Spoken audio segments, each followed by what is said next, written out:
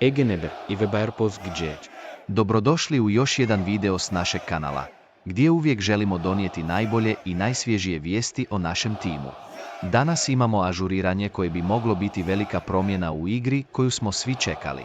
Ali prije nego što zaronimo u detalje ove vruće vijesti, već znate, zar ne? Ostavite lojkaj playtide se. Na kanal Kako ini beast propustili jednu vidjest. Idemo odmah na stvar.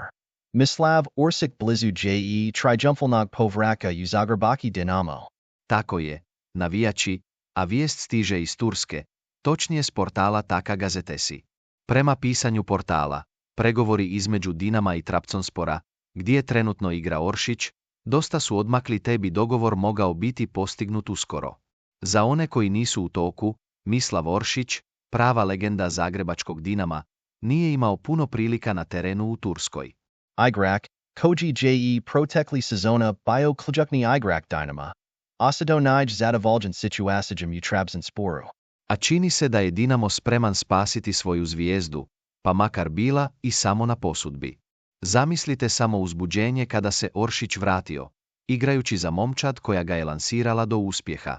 Mogućnost da ga ponovno vidimo na dijelu s Dinamovim dresom nešto je što obećava da će podići raspoloženje navijača i unijeti onaj poseban sjaj u momčad.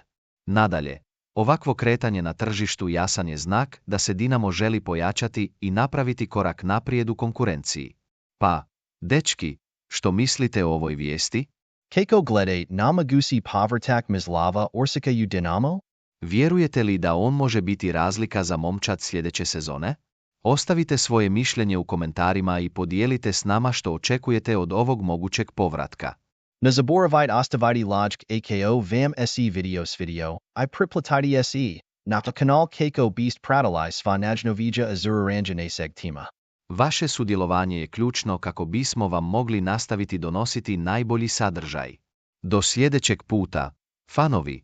Nadajmo se zajedno da se ov novosti ostvariti I da se, nas, tim Jos vi soblastati.